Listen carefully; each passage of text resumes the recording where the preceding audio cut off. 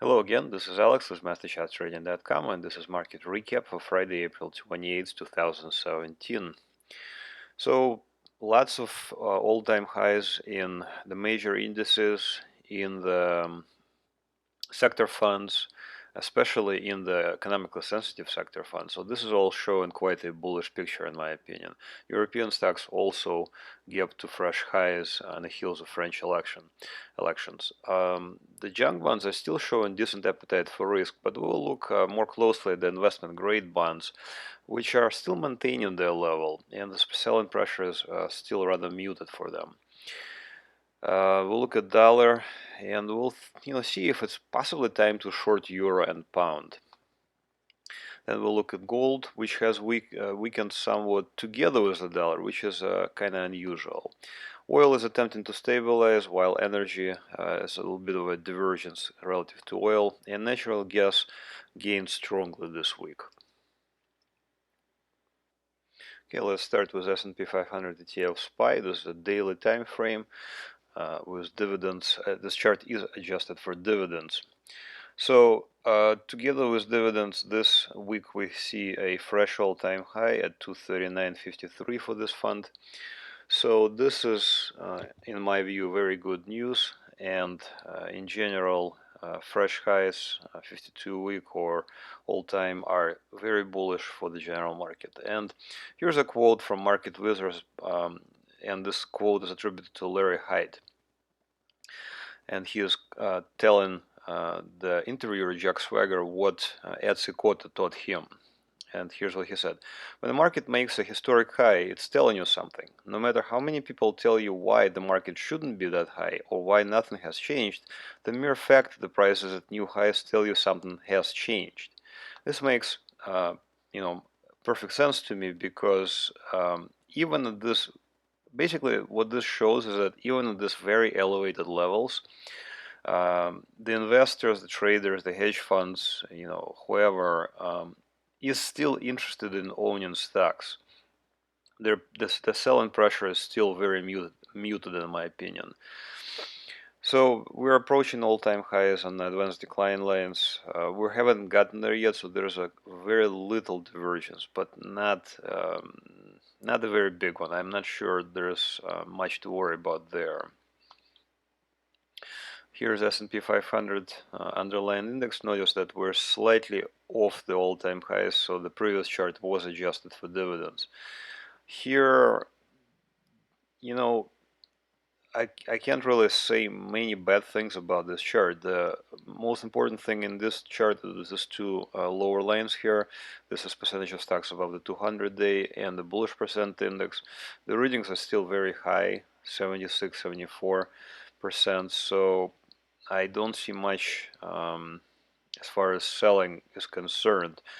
Selling pressure. If we get to, let's say, 30s or so on both of these readings, then we'll start to worry. Last week I pointed out that we had an inside week, so it's zoom in on this chart. Not sure what I mean. I'll get rid of those clear pivot points. So here is the inside week.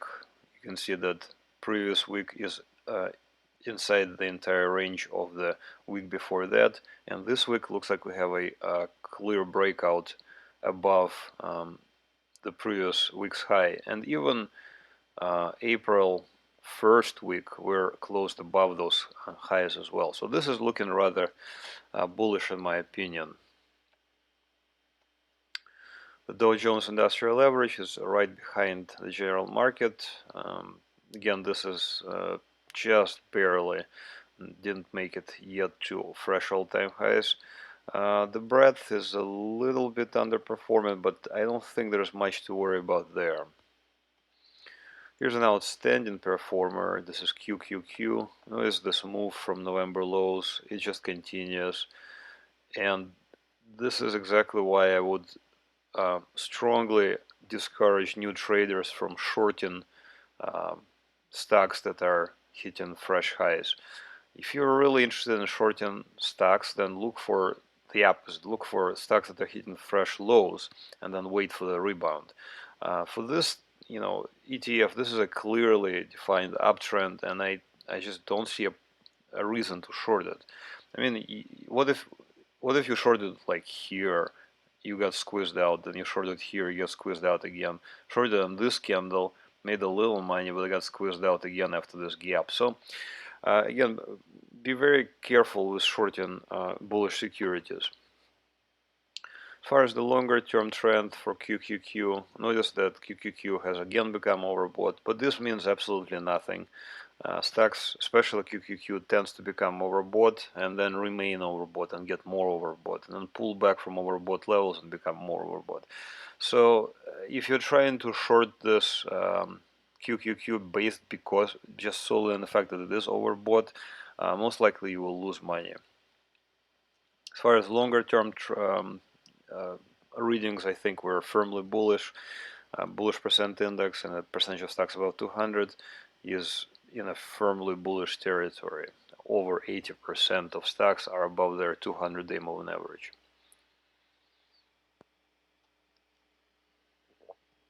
There was a little bit of weakness in the IWM, the Russell 2000 Small Cap Index.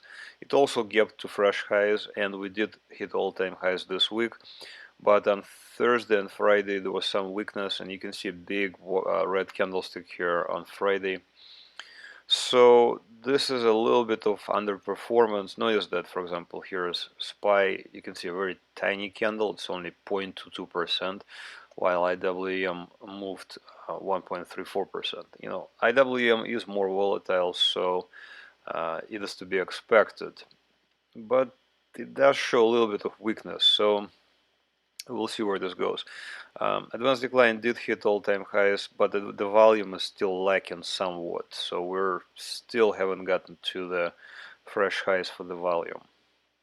And here's where I get a little bit of a concern is the pretty clearly defined divergence now on IWM. You can see we're making higher highs on the index itself, but longer term you can see we're making lower highs on the percentage of stocks above the 200. We're still in a quite a bullish territory. 67% of stocks are above the 200-day. Again, if we get to like 30s or 20s, then I start to worry. But at this point, there is a little bit of a divergence. So in other words, this rally is being driven by less and less stocks.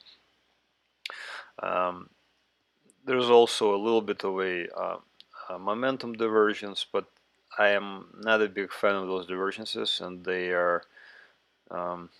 quite often don't work out. Okay, let's look at some of the sector funds, and this is XLK, all-time highs. Well, you can see the chart is very similar to QQQ because the composition is quite similar, but XLK nevertheless fresh all-time highs and advanced decline line. This is very economically sensitive and very risk oriented. So this is as as good of a bullish indicator as you're going to get when high beta stocks are making fresh highs. This is very good news for the general market. XLY, consumer discretionary, fresh highs. XLY was actually making fresh highs even in the beginning of April, while the rest of the market was not. So again, this was very bullish sign in my opinion. The all-time highs are confirmed by the advanced decline lines. Industrials, same thing, all-time highs. There's a lot of transportation stocks here and many of the other industrial stocks. But in any case, this is also economically sensitive sector, so we are clearly in a bullish uptrend. A little bit of a divergence in advanced decline lines, but not a very big one just yet. XLP, consumer staples, again fresh all-time highs. We were making fresh highs last week as well, so this was the first to break the all-time highs. Even though this is defensively oriented stocks, they're still stocks and they're still part of the stock market. So This is also pretty good news. A little bit of a divergence, but I don't think, again, much to worry about. Basic materials also fresh all-time highs. So again, very high beta universe of stocks. So again, this is definitely helpful for the general market and bullish in the long term. Here's the defensive sectors, utilities, close to all-time highs. Back here in November, utilities were out of favor. I maintained that this is a temporary underperformance. We actually have a trade still open from November. I still have a November trade open, so I'm just keeping it open and waiting for the dividends to roll in. There is a little bit of a bullish divergence here, if anything. Notice that we are hitting fresh highs for the advanced decline lines, and we have not yet hit fresh highs for the index itself.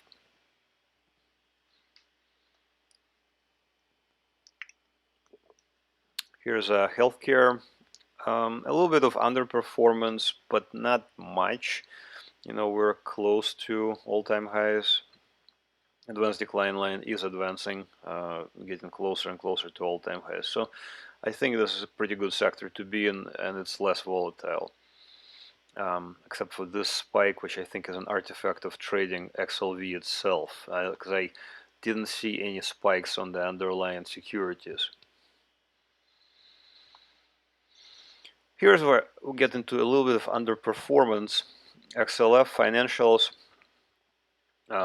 These are multi-year highs in March, and then we came down relatively hard to the 2017 lows, bounced a couple of times, and then we're trying to move higher, but looks like not right now the 200-day moving average and the previous highs here are acting as resistance. So this will have to do, this most likely has to do with the fact that bonds are not really dropping that much, and there's a lot of banks here, and banks really prefer to have bonds drop, in other words, interest rates to rise, and they're not. So banks are under pressure as a result. So maybe we'll see more bottoming action here, some back and forth, but I think this is still a bullish chart, and I think eventually we will break the fresh multi-year highs. This one has a little bit of divergences and a little bit of a weakness, because you can notice that here in mid-April we saw fresh lows, well, for 2017 in advanced decline lines, but we obviously didn't get there yet in the index itself. So this is a little bit of a bearish divergence. So maybe we will still need to work off some of this divergences, but I think eventually again we will move higher. And here's real estate. This one we hit a fresh high here for the move, but we kind of moved back down again. So this is kind of unusual because bonds are not dropping. So now I'm wondering if real estate might be the leading indicators for the indicator for the bonds to drop. It's also possible. Finally, on the stock market front, here is the hedge equity European fund. These are all-time highs for the fund itself. Of course, not the all-time highs for the European markets, but still, as a result of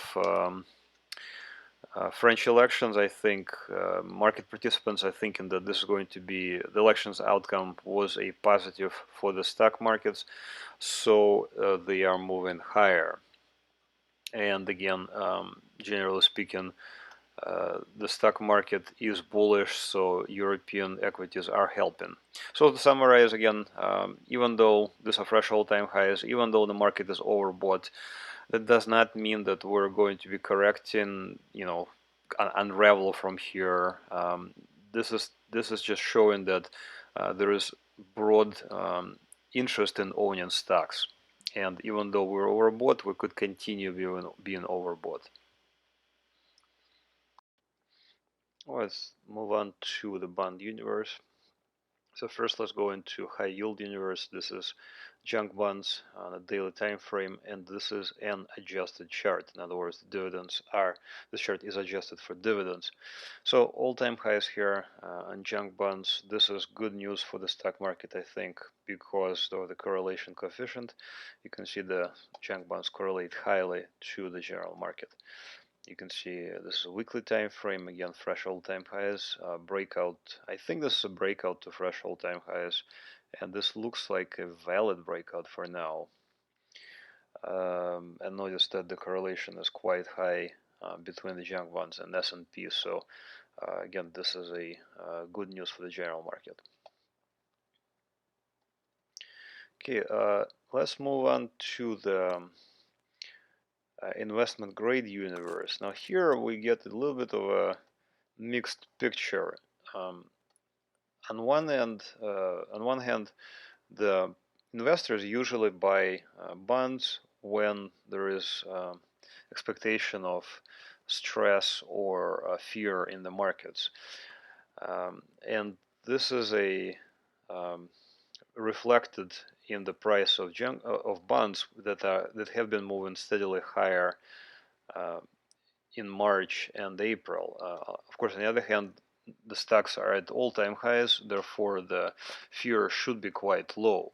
So this is an interesting combination here, is that we have both bonds and stocks moving higher. So this is investment grade corporates moving higher from the March lows.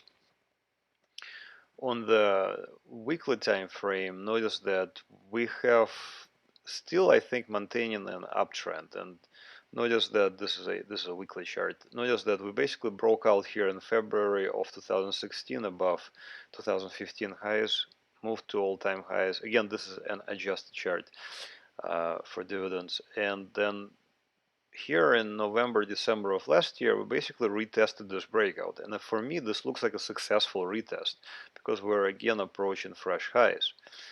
So, go figure. Again, it's difficult to say, are the bonds moving higher because of the fear creeping into the market, or are they moving higher for some other reason? Here is the AGG, Aggregate Bond Fund. This one includes TLT, includes the treasuries, which are the ultimate safe haven bonds, I guess.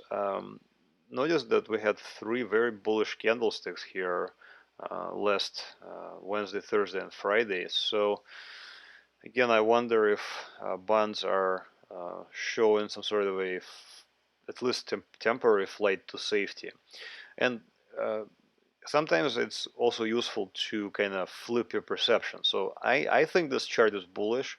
So again, very similar to previous chart, we had a breakout here in February, fresh highs, now a pullback, and looks like a successful retest. But let's say for a second that we're going to reverse our thinking, and I'm going to look on this chart from point of view of a bear, somebody who wants to short this chart. Where would I short this chart? So I like to short the chart on a strongly bearish candle, and something like that, something like this, like really lots of selling, very little buying present at the end, at the end of the week. So here I don't see anything like that. Even though this candle here looks like a shooting star, I don't see much selling pressure because it's a filled candlestick, even though it looks like there was some rejection during the week here. And then the same thing here, this week's candlestick, it doesn't look bearish. It looks hollow. It's a hollow candlestick that looks, if anything, looks like a hammer. So there was quite a bit of buying present here basically. So if I was a bear, I would not short here just yet, even though we're at resistance. I would still want to look for a bearish candle, but since I'm not a bear, I don't want to short this chart, obviously. So again, this is a kind of conundrum here, I guess, is that if stocks are at all-time highs, why are bonds not dropping? So the same thing here for TLT, and this is as volatile as bonds do get. You can see that we moved down pretty sharply, but then we found support. I think we had a breakout above 2017 highs here in April, and then we pulled back. So we're like, what to me this looks like is a retest of a breakout on a daily time frame. Whether or not we'll hold it is an entirely different story.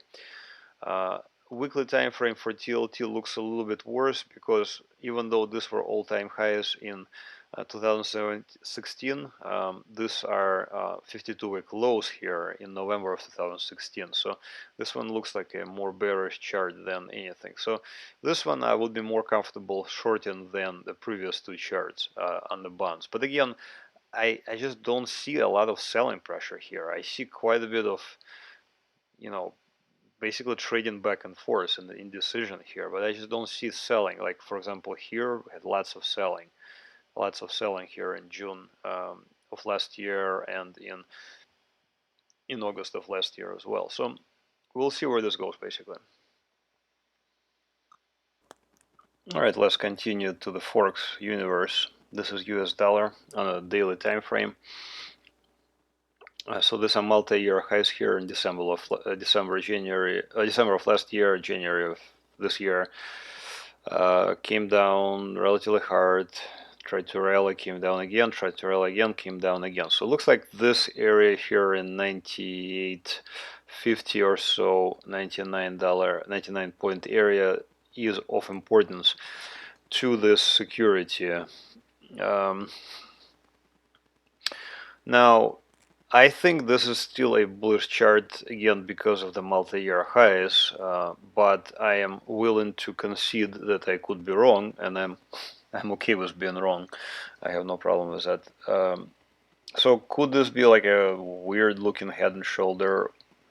Totally possible.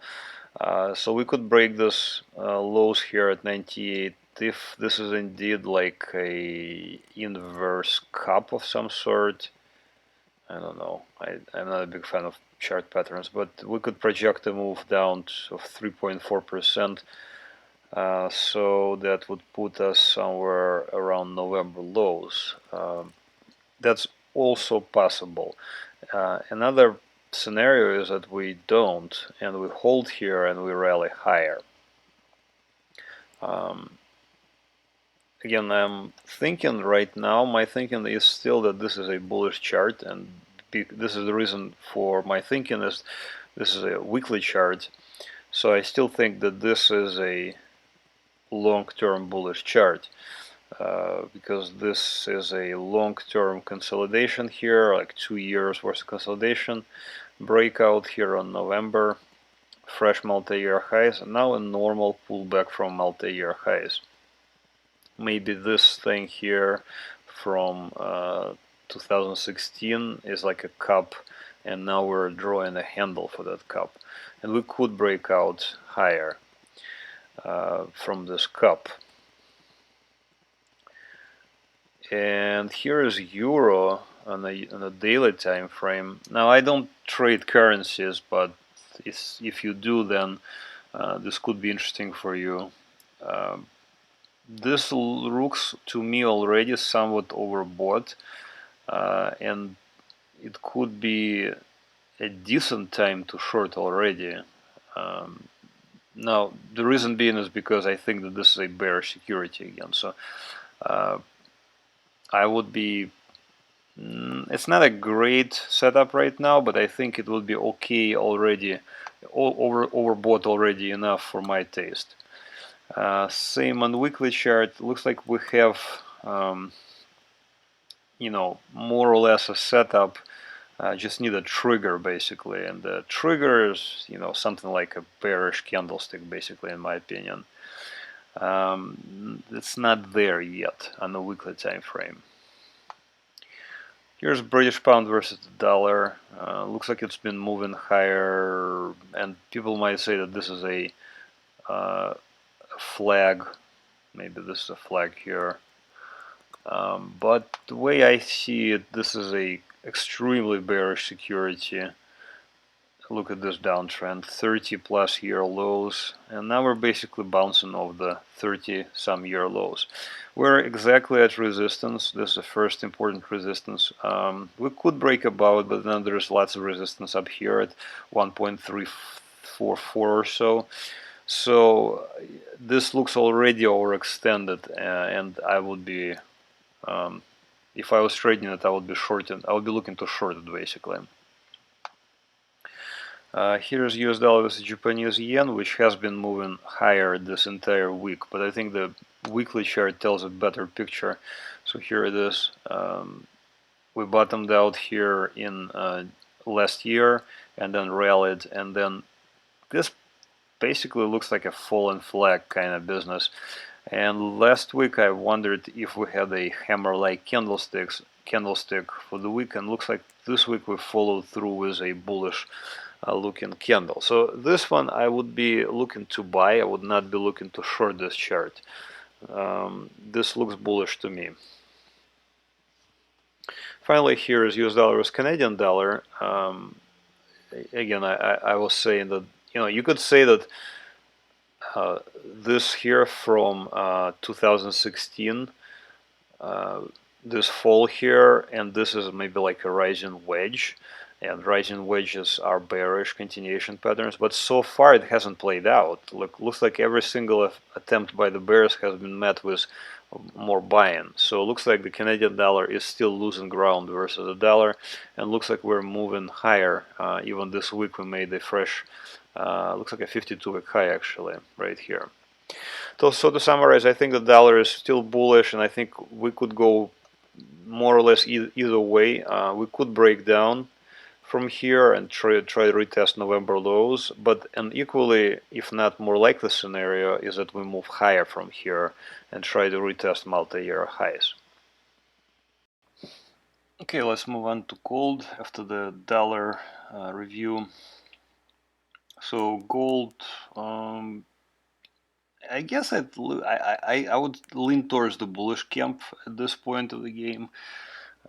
Looks like we are having a breakout here above 2017 highs, and we moved higher, and now we came down over the past couple of weeks. Now notice that we had two consecutive inside days. So Friday's candlestick is within the Thursday's candlesticks range, and Thursday's candlesticks range is within the Wednesday candlesticks range. So this looks like a clear triangle consolidation. Where do we go from here? Triangle consolidations in an uptrend are usually bullish continuation patterns, so we could see a fresh breakout out of this pattern, and we might, re-challenge April highs here, provided the dollar drops. If the dollar doesn't drop, we could see the opposite scenario and continue lower. Here's a weekly time frame for gold. Again, if I was a gold bear, I would potentially short it here, but not 100%. So this candle is not terribly bearish. So I would probably not short it here just yet. And even, like, for example, look at these two big red candlesticks. Looks like they were negated, and we moved higher. So I wonder, I still think that gold is in an uptrend, and we actually could retest November highs here if we break out to 2017 highs. Now, gold miners have been under pressure more so than gold itself, and with quite significant move down, and we got resistance at the 200-day moving average over the past couple of weeks, and we had quite a significant move down. We are trading gold miners at MasterChartsTrading.com on the long side. I'm not yet comfortable shorting it because I still think that we're in a bull market for gold and gold miners, according to some of my proprietary indicators. Now, unfortunately, we are getting a little bit of new lows that are appearing, and additionally, the bullish percent index is relatively weak. We came down back to 39, so looks like market breadth has somewhat deteriorated. If we break the March lows, then we could easily come down to 52-week lows, because by this time December lows will be 52-week lows. So this definitely will not be a good sign for the gold miners. But longer term, this is my proprietary market breadth index for gold, GBI. We actually improved somewhat a few weeks ago, and moved back up to 3. So this oscillator moves between let me show you the chart what I mean. This oscillator moves between 4 and 1, and when we get to basically 1, then we're in a bear market, and when we go to above 3.5 to 4, then we become in a bull market. And so far we have been in a bull market, which in my opinion started here in 2016, somewhere around April 2016. So could we change? Could this change? Of course we can. This could easily change, and we could continue lower, and this will be will flip bearish, and then we'll when or if that happens, we'll trade GDX on the opposite side. So here's GDX on the weekly time frame. Clear resistance here at 2580, 2570. This upswing we didn't even get there, and this is somewhat worrying. And if we do get there, there's going to be a lot of resistance and selling up here. But opposite view is also true, and we could break above resistance. As far as some of my proprietary indicators, here is GDX again. So important thing is the overall gold market breadth index has improved a couple of weeks ago, and now it's at 3, so that's a positive sign. As far as the negative signs are concerned, here is the percentage of stocks on the buy signal. Looks like we completely unraveled, and we came down back to 0 again. Here's some more GBI raw data. Again, we kind of came down to rather low readings. No bearish trigger yet. Bearish trigger is at 20, so we're hanging on that department.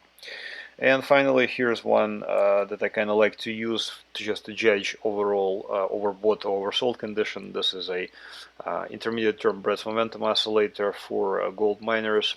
Again, also experimental proprietary data, and we're still somewhat overbought. So looks like we still need to work off some of those overbought conditions, and then look for a buying opportunity. And at MasterChartsTrading.com we do trade this, and we will I send alerts to my subscribers when we get a good signal, and I take those signals as well. Okay, let's move on to oil. Here's oil on the daily time frame. So resistance was reaffirmed. I actually marked this chart before the resistance was reaffirmed, and then looks like we kind of moved down from there. Looks like we're maybe trying to bottom here. Whether or not the new lows here from March will hold remains to be seen. In my opinion, oil is bearish for the fundamental reasons. I'm not a big fan of fundamental reasons, but occasionally they do work out. As far as just pure charting is concerned, here is the reason, and this is a weekly time frame for West Texas Intermediate. We had an enormous drop here in 2014, slight bounce, more drops, multi-year lows here in 2016. And then we had a big rally that took a long time, and technically these are 52-week highs.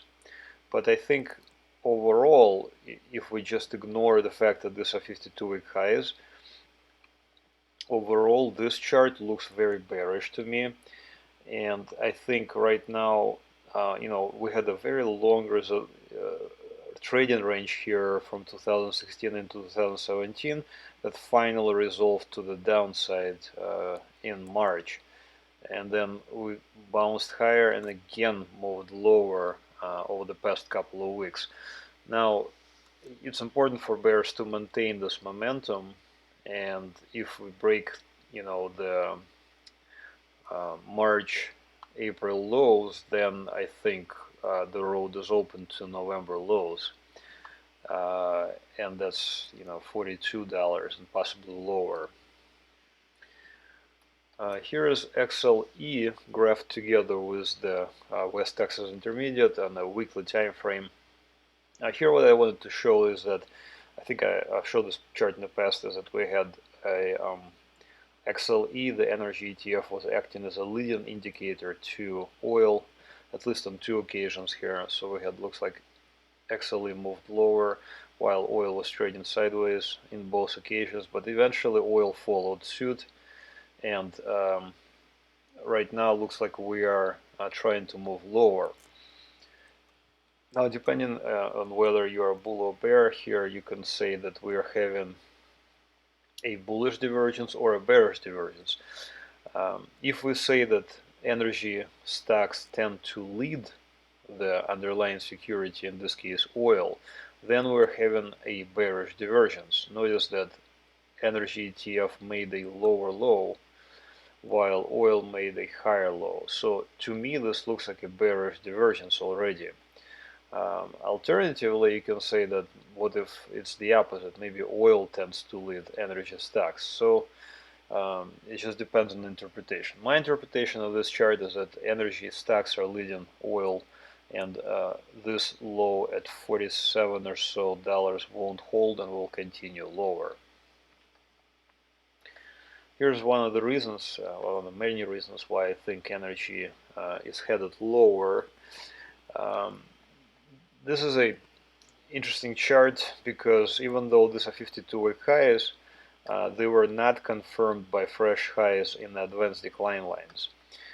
In fact, when we moved lower, so here we have a breakout where I marked with this red and green line here in November of last year, 52-week highs, and then we pulled back. Now here we had a normal retest of the 52-week of the breakout, and it continued in February, March, but then we had a support break here in March. So this is in my opinion, a bona fide support break, which continued lower, and then we had an attempt to recapture that support, but now it became resistance. So quite often support becomes resistance, and looks like we had two strong rejection candles here in April, and we moved lower, and now we are on Thursday we hit fresh lows for the move and fresh lows for 2017.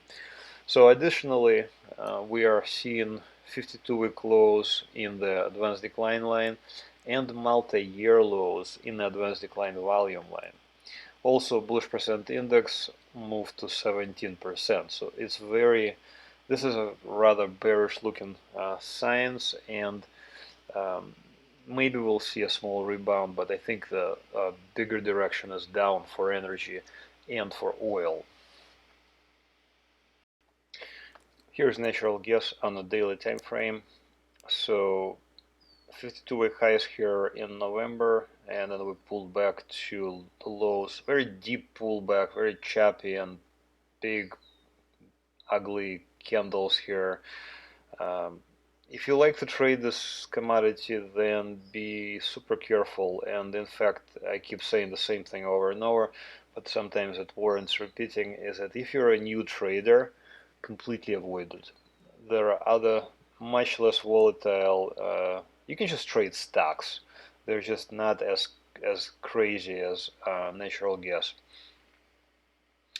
So in any case, I still consider this to be a bullish chart. It looks like we bottomed here and moved higher. So Wednesday here we had a big white candlestick. Look at the size of this thing, and it's just enormous white candlesticks, and looks like we're moving higher again above, well, this small resistance here in April. So, and again, long term, I think this is a bullish chart. Here's why, and this is a weekly time frame. We had a breakout here in June, July of last year. And then from here on, we at MasterChartsTrading.com, we were trading this on the long side. I do trade this occasionally. Again, this is very volatile. You got to be super careful. But we do trade this, and occasionally you do get nice moves. So right now, it's kind of getting to the, maybe this is like a head and shoulders. You can see from here, this is like a head and shoulder. This is a head, this is a left shoulder, this is a right shoulder. So if this is indeed a head and shoulders, then and if we move down from here, and if we break, you know, $2.50 or so, then we could see a move. Well, let's be conservative and measure it from here. So it's about 25%, and if we break $2.50, we can move about 25% down. So about here to like around 2016 June, July. Hasn't happened yet. I still think this is a bullish security, but it could, and we should be prepared for it. So for now, I think this is a bullish chart, and we had a very bullish looking candle. I actually really like this kind of candles where you have a lower shadow, a long lower shadow, and a big real body with close near the top of the candle. So this is a very bullish looking hammer-like candlestick. Right, that's it for this week's recap. If you found this video interesting, please do like it. If you have any comments, please comment on this video, and of course share this video with others who might benefit from it. That's it for watching, and please that's it for this week's recap. Please stay tuned on how to find us on the internet. Thanks a lot. Bye-bye. So I wanted to show you how to find us on the internet. Please go to MasterChartsTrading.com. We do have a trade alert services which are live right now, so please consider signing up for the service. It's only $24.95 per month. Also, if you sign up for our mailing list, you get a discounted membership. You get to see what I'm buying and selling, and which funds I'm looking at, potential buys, sells, etc. There's quite a bit of members-only content once you log in. There's a lot of information about risk control, which is actually extremely important for traders, because the preservation of capital is really one of the paramount to the successes in trading. There's quite a bit of psychology of videos, psychology of trading videos in the members only section as well. Also, I'm going to be starting a Dividend Aristocrats service. For now, it's free for the members that are logged in, that are already paying members. So that's another benefit to signing up soon. The blog section shows the previous posts and market videos, of course. Also, I've added a new section here, which is FAQs, and I do get quite a bit of questions about various, you know, ideas and questions about the market. So if you do have a question, please don't hesitate to send it in. You know, send it here, and I'll be hopefully I'll be able to answer it for you. All right, thanks for watching, and please consider signing up for the trade alert services. Bye-bye.